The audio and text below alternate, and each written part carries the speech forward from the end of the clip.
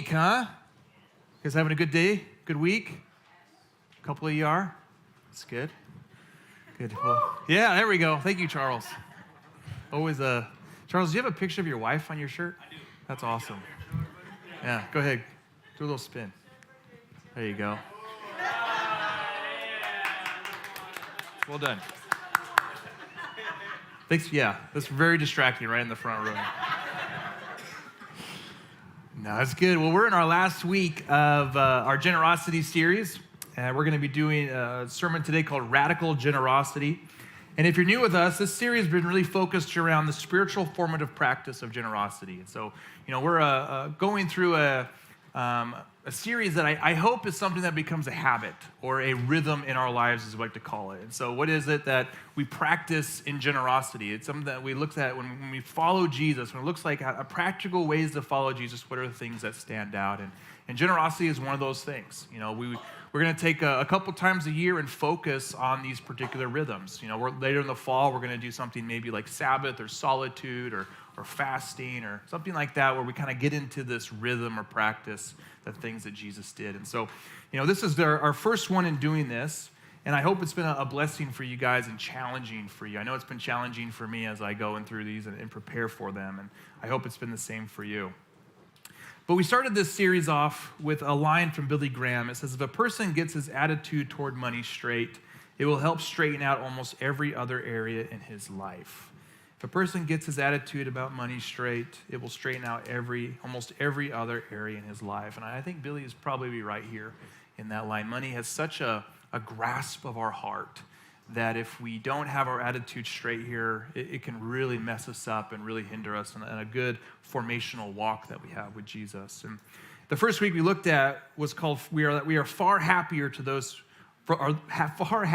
who give than receive." And we looked at Acts chapter 20, verse 35, and where it says, "And remember the words of the Lord Jesus that he said, it is more blessed to give than to receive." And we saw how that word blessed actually literally means happier, that we are far happier to be givers than we are receivers. And we learned that this is an absolute truth, that we can look at modern research, modern psychology, and recognize that those who live generously, regardless of socioeconomic status, are far happier, and that those who are more consumeristic are actually far less happy. And so we looked at how Jesus' words were absolutely true when it comes to our attitude towards that. And in week 2, we looked at the myth of more, where we had to buy into this myth that if we just have more, that'll make us happy, or that'll bring satisfaction or contentment. And we used Ecclesiastes, and whenever you quote from Ecclesiastes, you kind of have to buckle your seatbelt a little bit, right? Because it's going to be something. But Ecclesiastes 5:10, it says, "Whoever loves money never has enough.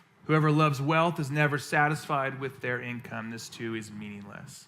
And that word meaningless is my favorite Hebrew word, hevel, which just means it's a paradox, it's an absurdity. It's translated as vanity or meaningless in English, but really it's just kind of a way for a Hebrew to say this is a paradox. What we think would make us happy and content actually leaves us more unhappy and discontent. So the Ecclesiastes writer is grabbing hold of this and recognizing that there's never enough.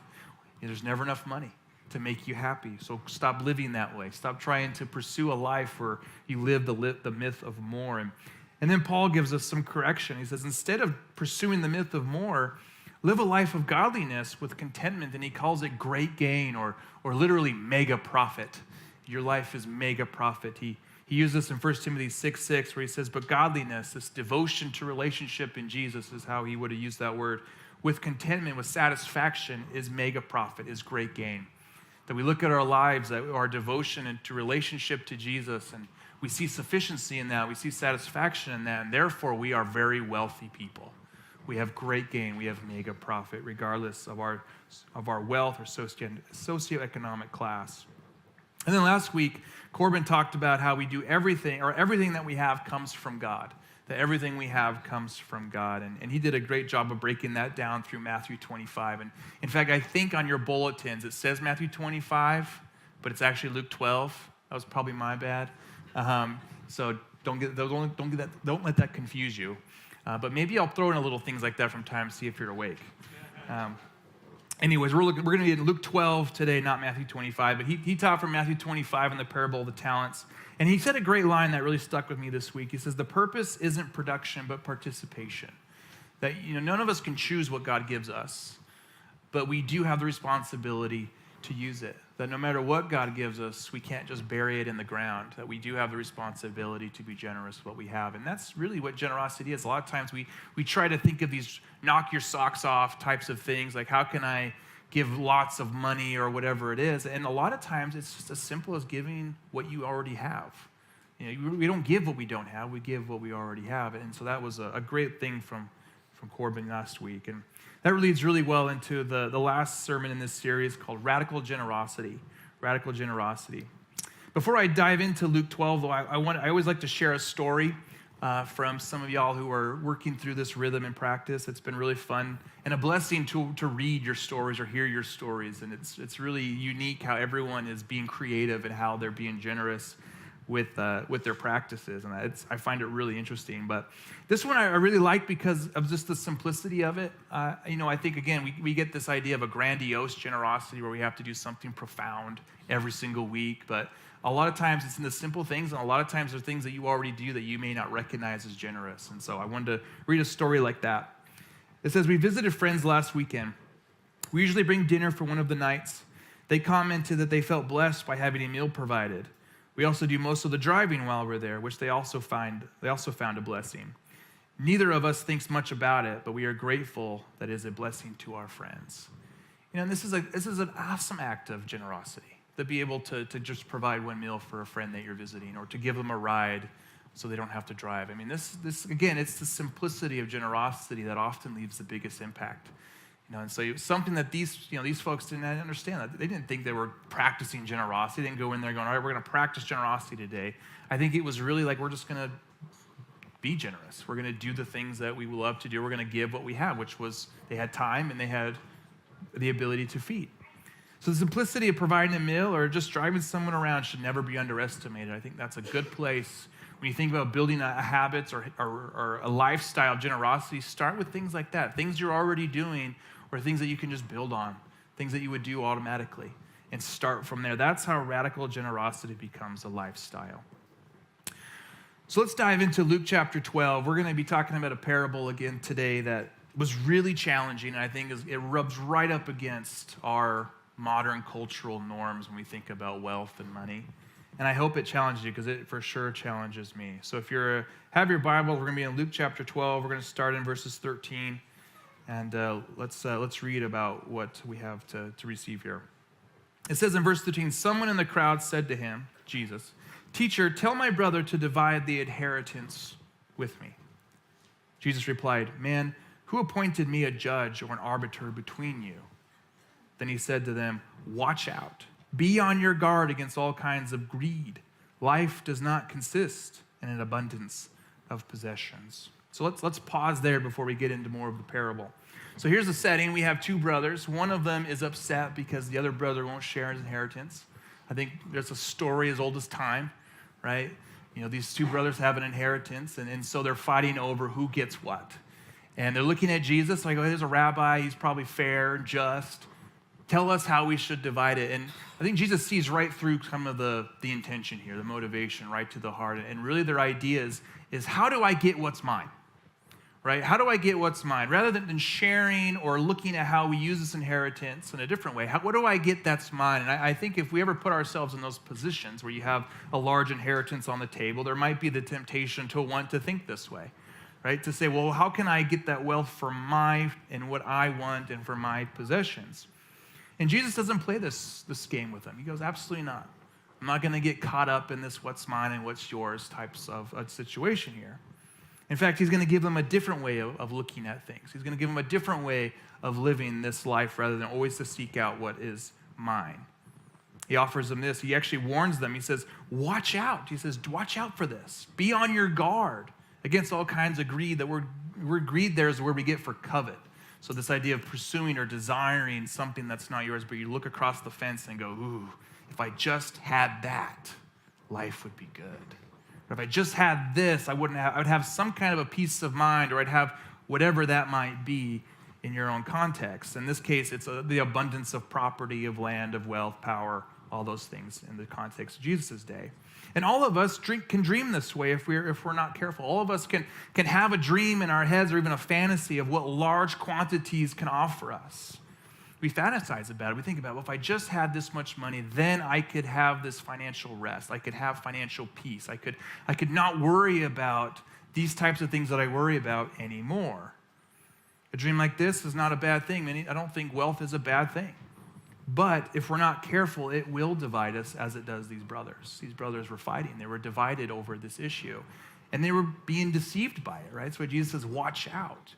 They're being deceived that because I have this, then I will have more. I will have a good life. I will have all the things that I feel like I want. And we do this. We think about this today. We think about that perfect life, what wealth offers us.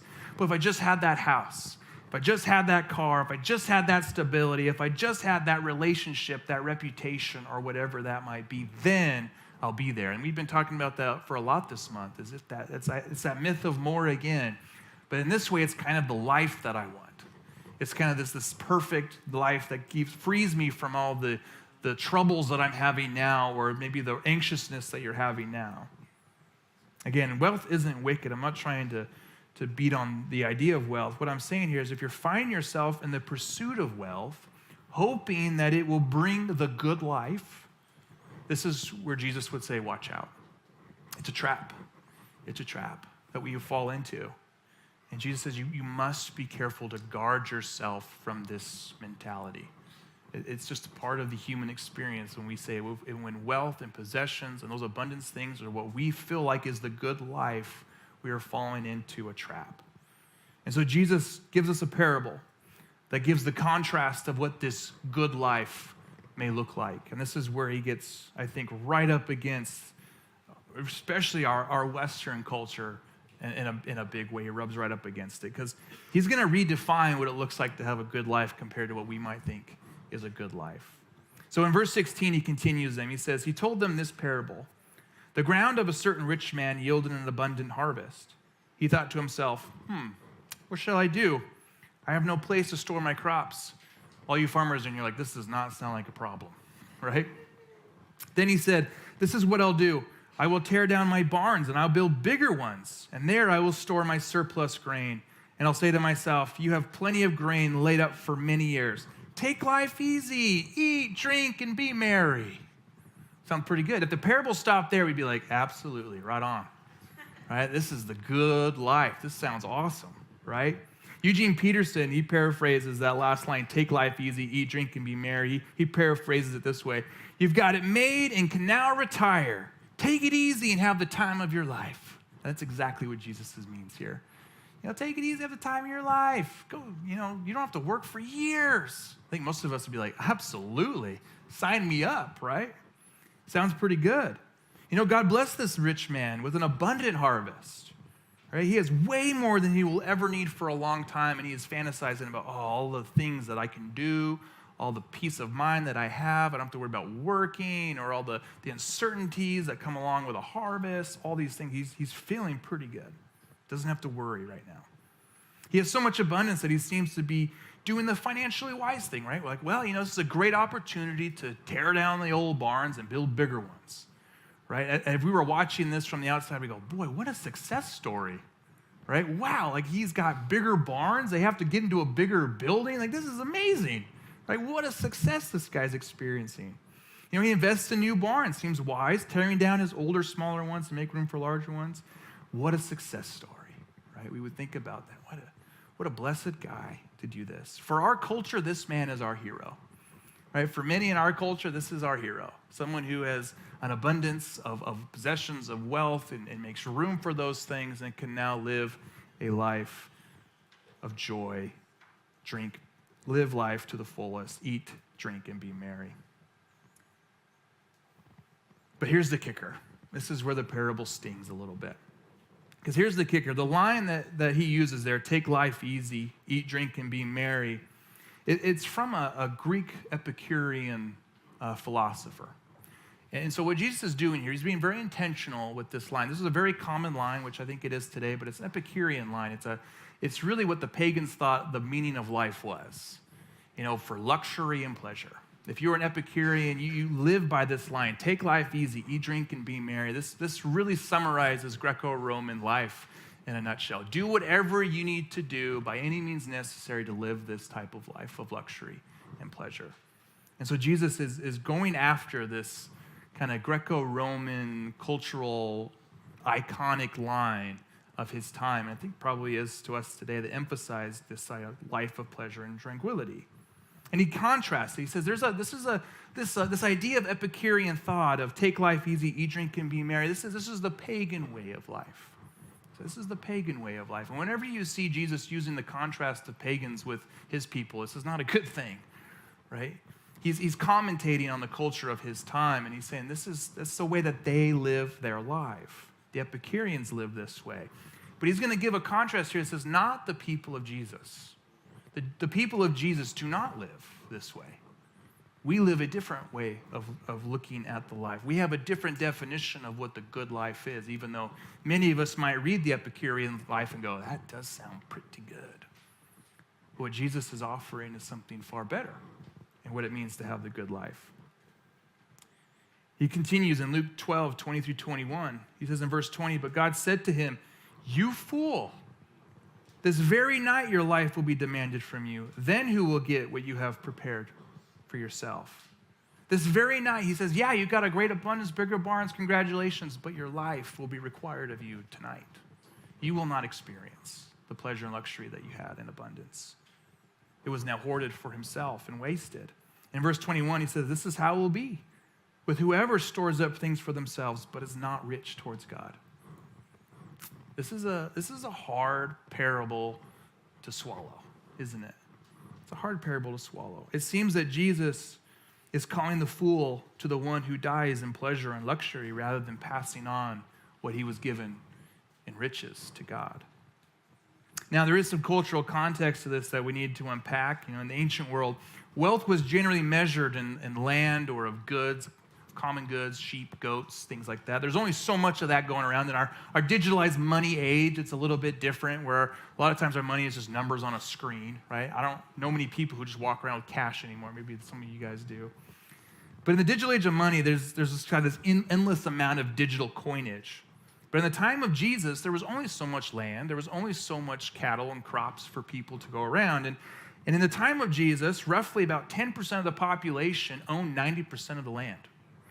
So if you had a very rich landowner who decided, hey, I had an abundant harvest of grain and decided I'm going to keep it for myself and live in luxury and not have to work and worry about the other things, that would mean the community starved. That would mean that there would be people in that community that would not be able to eat. There would be poor people suffering, the needy people suffering because of his decisions. And Jesus is going right to the heart of that mentality. Say, yeah, you are living it up, aren't you? While your neighbor starves to death is the contrast here in the picture that we're seeing.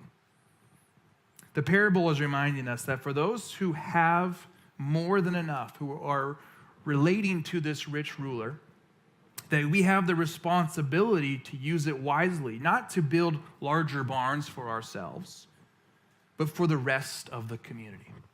How do we share what we have rather than trying to argue about what is mine? And this is kind of bringing into the inheritance question, right? This idea of sharing what we have been given rather than trying to hoard it for ourselves. And Jesus says the person who doesn't do this, the person who doesn't share, the person who tries to build bigger barns rather than being generous, he calls them a fool, literally as a unwise, senseless person. He calls them a fool. We struggle with this parable. I had to read it like 9 times going, how do I get out of thinking this way about it? Because it's such a cultural root even within my own heart to say, boy, this is a really hard thing to wrestle with. We struggle with this parable. For many of us, because in our cultural society, the rich man is living the dream, isn't he? And a lot of us, this is why we work, is so that we might be able to get to a semblance of this someday. For so many in our culture, the reason we do what we do is so we can live life to the fullest is to have that kind of financial guard that this rich man has so that we too can one day live this way of life. I really like there was a a book written by two Christian Harvard business students.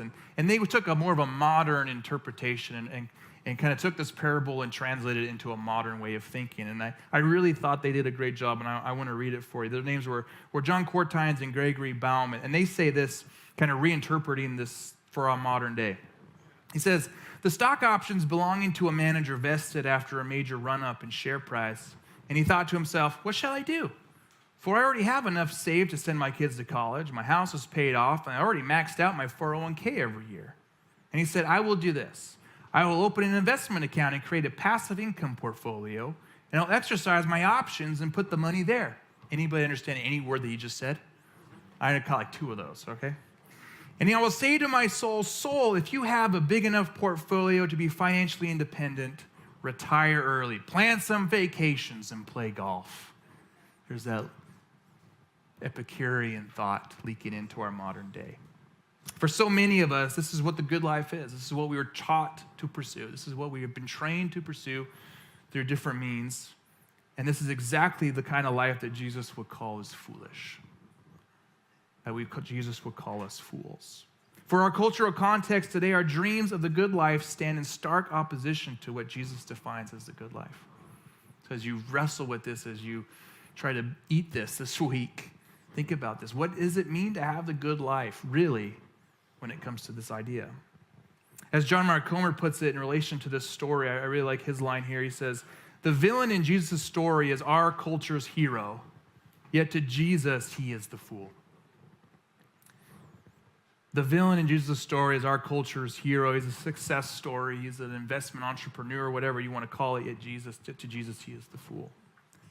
Jesus exhorts his listeners not to build bigger barns with their excess, not knowing what tomorrow is going to bring and where it can be wasted. He says, but instead be rich towards God.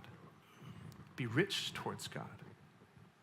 This means placing our wealth, abundance, and riches in places that honor God and his desires, things that are going to push forward the kingdom of God. He'll end this kind of thought later in this same chapter in verse 33 when he's kind of bringing everything together. And he says in Luke 12:33, sell your possessions and give to the poor.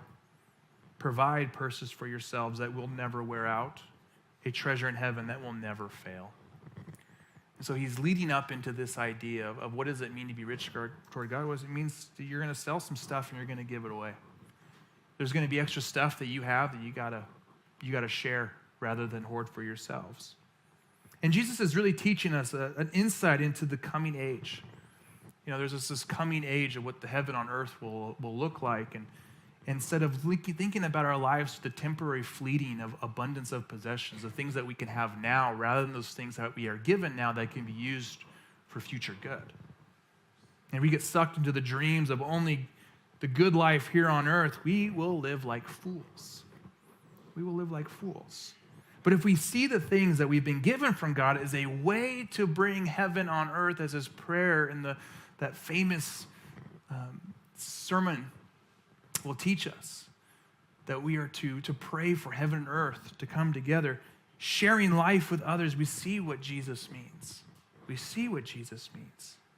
It's giving generously so to extend out through the generations. And this is one of those radical perspective shifts that we need to have when we give.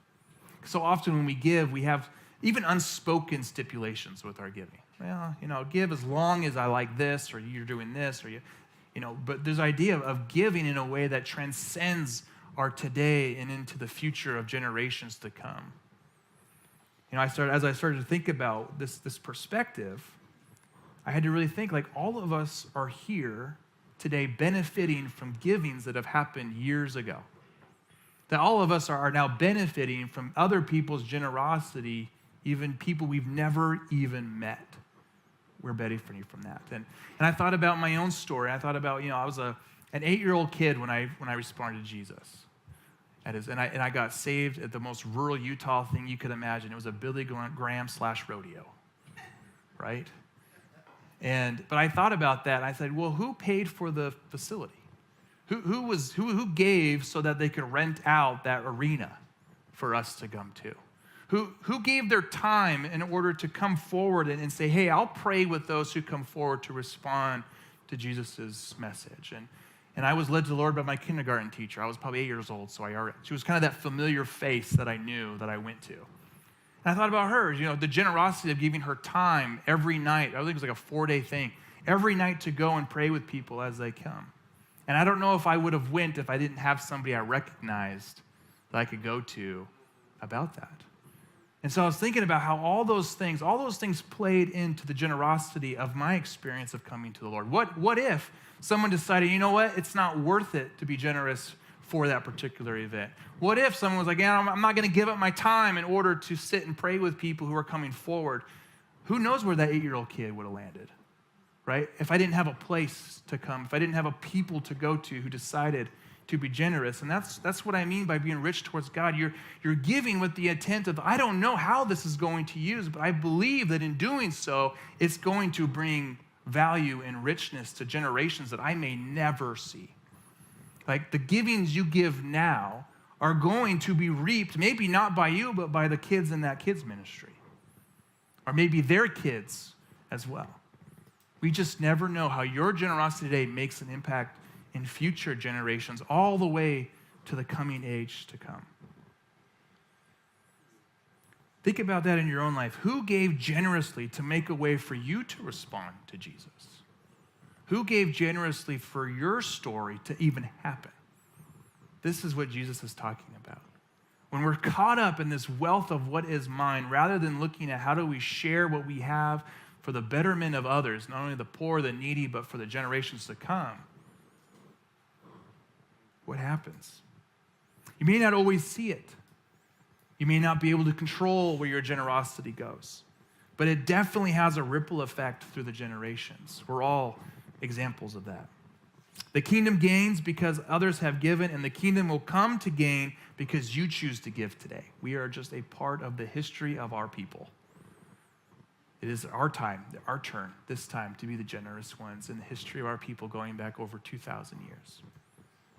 I like what Randy Elkhorn says. He says, we store up eternal treasures in the coming age by giving away temporary treasures in the present age. Trace back through the history of Jesus' people, our people, and it's been built on their generosity, on taking Jesus' teachings of radical generosity seriously. And I think that's what we do. We read those parables and we go, it's a tough story, hard story, and we kind of just move on. What we see really in the first generations of church, of our people, of the first generational church, they took this absolutely dead serious. They took Jesus at his word and said, absolutely, I do not want to be the fool. I want to be rich towards God. Look what happens in Acts chapter 4. Generosity fuels that first generation church. In verses 32 to 35, it said, all the believers were one heart and one mind. No one claimed that any of their possessions was their own, but they shared everything they had. See the counter to the inheritance question they have here? With great power, and the apostles continued to testify to the resurrection of the Lord Jesus. And God's grace was so powerfully at work in them all that there were no needy persons among them. For from time to time, those who owned land or houses sold them, brought the money from the sales. So how was the grace of God expressed in the first church? It was because there was no needy people among them. That instead of holding on to what they had, they decided to share it. They decided to be generous.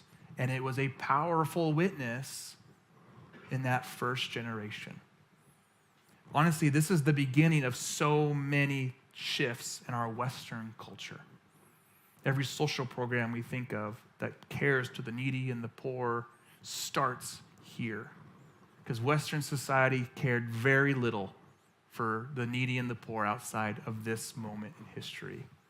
The grace of God was so powerfully expressed that it changed an entire culture. And you think about systematically, through Scripture, if you studied through the entirety of the Bible, you try to systemize the importance of how often things are mentioned to how important they were to practice. You'd see, faith is roughly used around 500 times. Really important. Prayer, roughly 500 times. Really important. Guess how many times God's heart for the needy is talked about 2,000 times. I doubt many of us think giving to the needy is important as prayer and faith. But God's heart is deeply passionate about those who are needy and hurting and poor in our societies. Deeply passionate about it. We should take note of these types of things and think about how we practice radical generosity. Again, if you think about the cultural setting, the Greco-Roman world didn't have this much attention into those types of problems. You might go to an arena and you might get some free bread if you vote for the right person. There was a bit of a manipulative tact with feeding the poor in the Greco-Roman society, but nobody was giving over inheritance. Nobody was selling land. Nobody was going these radical things in order to see these people cared for. This was brand new in the history of the Western world in particular, because the Greco-Roman world had nothing to do with it. This was a different kind of culture. This was a Jesus culture that was being born in this time, a new development on the scene in history, and it turned the world absolutely upside down.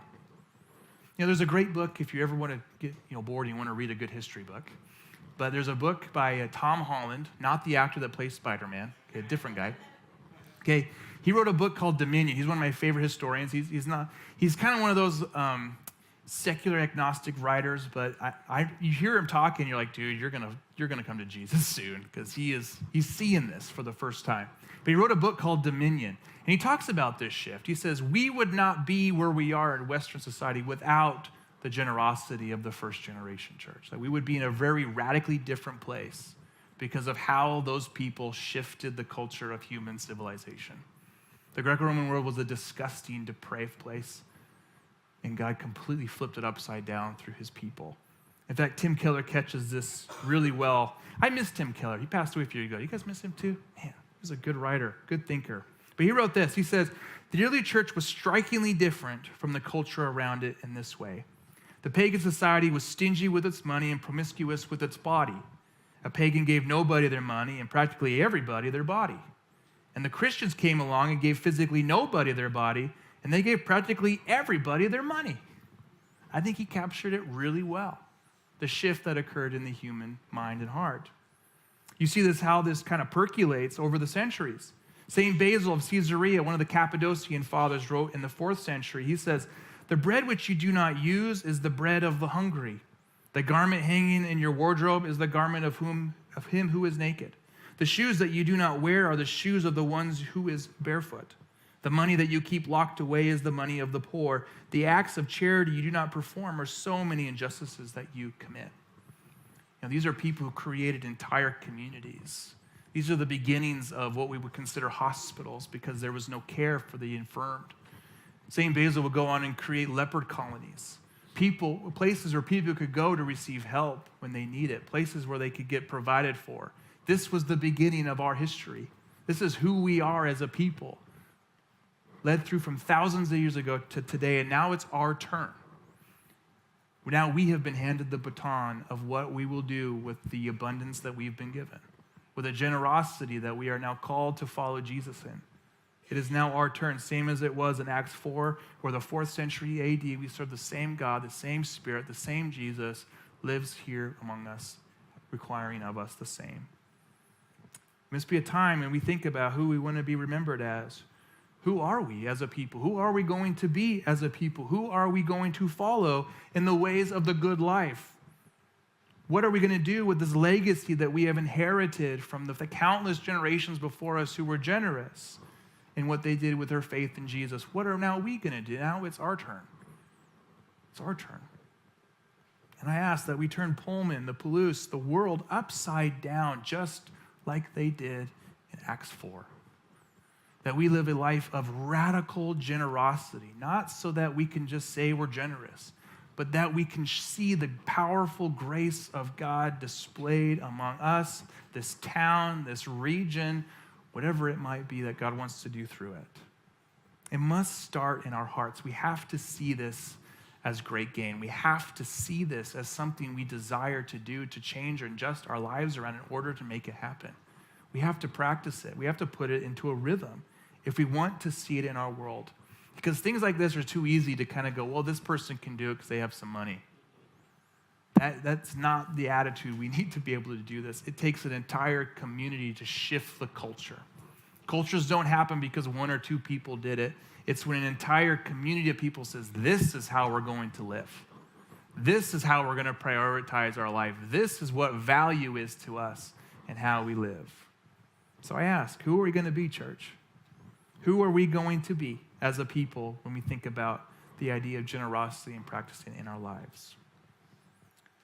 So let's practice it this week. This week, here's your practice. Here's your homework. You are to be generous to the poor. I'm going to put my banking information up in just a moment.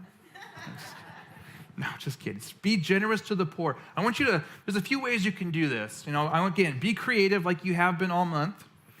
But one of the ways you could do is sponsor a child through one of the many programs that are out there. There's a lot of good programs that you can sponsor a child with. We have a great Pakistani ministry. It just got 501c3 certified, and Sergey has worked exceptionally hard to get everything that they need in Pakistan, where we support brick kilns. We have people who are indentured slavery. We don't support the brick kilns. We support the people who work in the brick kilns.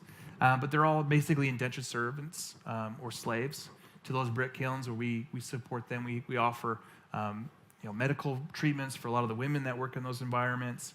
She's got a great ministry that she's doing that we support. And in fact, she has a jar that she has under the connection sign that's all coins. Her goal is to fill that jar up with coins by the end of the year for Christmas, so that she can send all that money to provide Christmas for all those kids.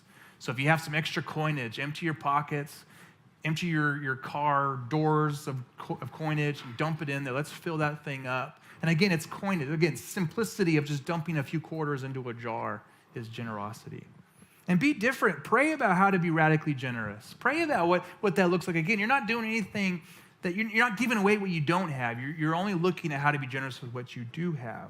Pray about what that looks like to give away your talent, your time, and your treasures.